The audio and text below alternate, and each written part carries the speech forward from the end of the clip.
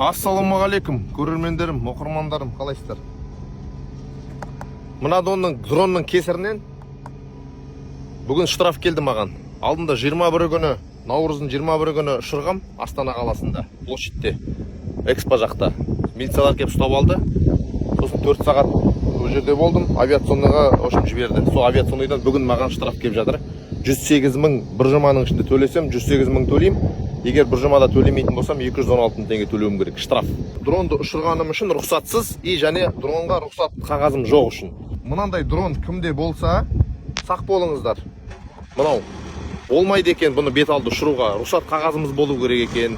Сондықтан дрон ұшырардың алдында рұқсат алу керек, және оның бәрі авиационныйға тіркелу керек екен. Біз ұшқыш ретінде тіркелуіміз керек екен. Сондықтан заң бәрімізге ортақ.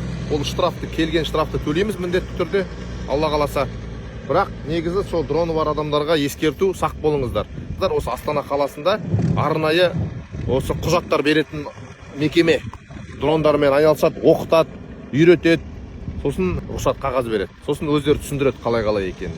Сол жігіттердің инстаграмдарын қазір белгілеп салып қоям, сол кісілерге хабарлассаңыздар болады.